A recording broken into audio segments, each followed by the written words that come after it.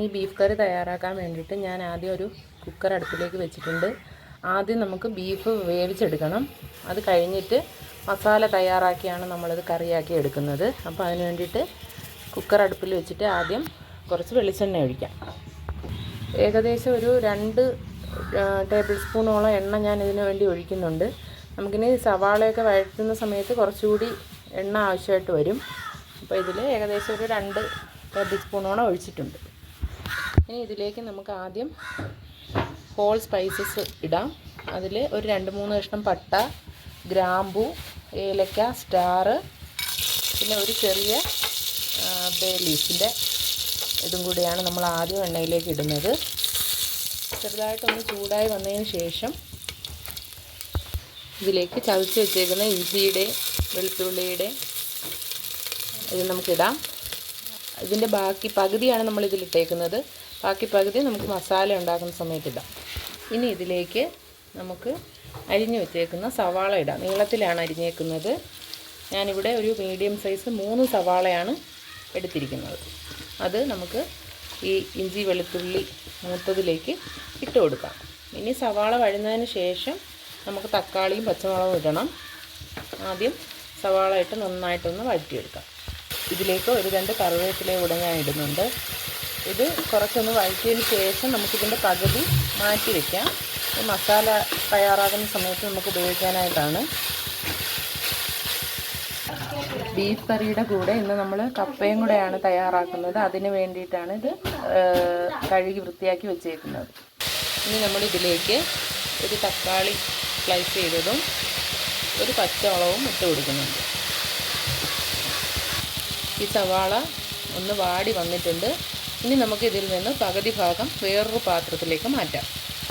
ഇതിൽ നിന്ന് പകുതി ഞാൻ വേറൊരു പാത്രത്തിലേക്ക് മാറ്റിയിട്ടുണ്ട്. ഇനി ഇതിലാണ് നമ്മൾ മസാല തയ്യാറാക്കുന്നത്. ആദ്യം നമുക്ക് കുക്കറിൽ ബീഫ് വേവിക്കാനായിട്ട് വെക്കാം. ഇതിലേക്ക് ഞാൻ കഴുകി വൃത്തിയാക്കി വെച്ചിരിക്കുന്ന 1 കിലോ ബീഫ് ഇടുകയാണ്.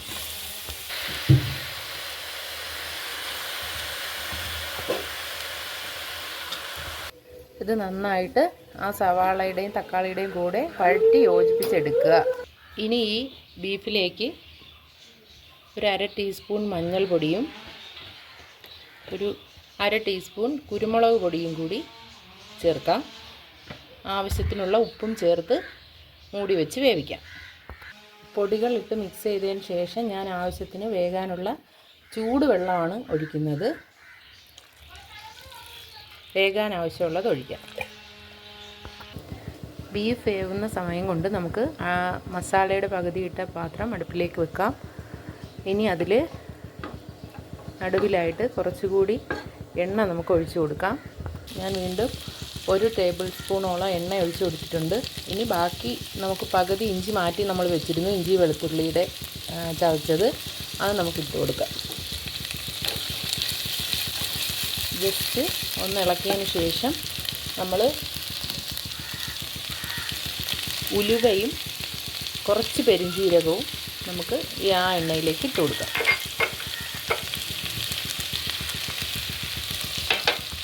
നന്നായിട്ടൊന്ന് എല്ലാം കൂടി ഒന്ന് മിക്സ് ചെയ്തെടുക്കുക. ഇനി നമുക്ക് ഒരു 2 മിനിറ്റ് ഒന്ന് അടച്ചിടാം. പാത്രം ഞാൻ അടച്ചിടുവാണ്. ഇനി ഒന്ന് ആവി വന്നതിന് ശേഷം നമുക്ക് ഇതിലേക്ക് ബാക്കി ചേരുവകൾ ചേർക്കാം. ഇനി ഇതിലേക്ക് കുറച്ച് മല്ലിയിലയും കറിവേപ്പിലയും കുറച്ചുകൂടി ചേർത്ത് കൊടുക്കാം. കറിവേപ്പില നമ്മൾ നേരത്തെ കുറച്ച് ചേർത്തിരുന്നു. മല്ലിയിലയും കൂടി ചേർത്ത് കൊടുക്കാം. ഇനി ഇതിലേക്ക് നമുക്ക് പൊടികൾ ചേർത്ത് കൊടുക്കാം. ആദ്യം മുളക് പൊടിയാണ് ഞാൻ ഇടുന്നത്. ഏകദേശം 1 ടേബിൾ സ്പൂണോളം ഇടണം. ഇനി മല്ലിപ്പൊടി കുറച്ച് മതി. അപ്പോൾ ഞാനൊരു 1/2 ടീസ്പൂണാണ് ഇട്ടേക്കുന്നത്. അതിൻ്റെ ആവശ്യം നമുക്കുള്ളൂ. ഈ പൊടികൾ മിക്സ് ചെയ്തതിന് ശേഷം ഇനി നമുക്ക് മീറ്റ് മസാല ഇടാം. നമ്മളിതിലേക്ക് കൂടുതൽ ചേർക്കുന്നത് മീറ്റ് മസാലയാണ്. ഞാൻ 2 ടേബിൾ സ്പൂണോളം മീറ്റ് മസാല ചേർക്കുന്നുണ്ട്. 1/2 ടീസ്പൂൺ ഗരം മസാല ഇടാം. നമ്മൾ കുരുമുളക് പൊടിയും മഞ്ഞൾപ്പൊടിയും നമ്മൾ ബീഫ് വേവിക്കാൻ വെച്ച സമയത്ത് ചേർത്തിട്ടുണ്ടായിരുന്നു. അതുകൊണ്ട് ഇനി നമുക്ക് ചേർക്കേണ്ട ആവശ്യമില്ല. ആ വേവിച്ച വെള്ളത്തോട് കൂടിയാണ് നമ്മൾ ഈ മസാലയിലേക്ക് ഒഴിക്കുന്നത്.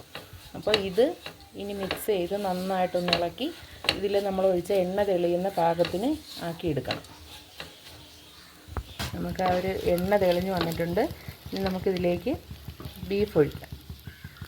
ബീഫ് നല്ല രീതിക്ക് നമുക്ക് വെന്ത് വന്നിട്ടുണ്ട്. ഇനി ഇത് നമുക്ക് മസാലയിലേക്ക് ഒഴിക്കാം. നമ്മൾ ആ ബീഫിൽ വെള്ളത്തോട് കൂടിയാണ് നമ്മൾ ഒഴിക്കുന്നത്. ആ ബീഫിൻ്റെ നെയ്യും എല്ലാം അതിൽ വന്നിട്ടുണ്ട്.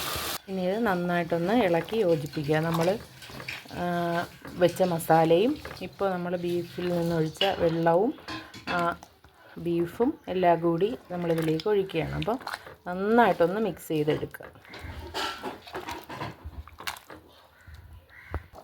അങ്ങനെ നമ്മുടെ സ്വാദിഷ്ടമായ ബീഫ് കറി ഇവിടെ റെഡി ആയിട്ടുണ്ട്. ഇത് നമുക്ക് കപ്പയുടെ കൂടെ സെർവ് ചെയ്യാം. എല്ലാവരും ചെയ്ത് നോക്കിയിട്ട് അഭിപ്രായങ്ങൾ അറിയിക്കുക കമൻറ്റിലൂടെ. അടുത്ത വീഡിയോ ആയിട്ട് കാണാം. Okay, thank you.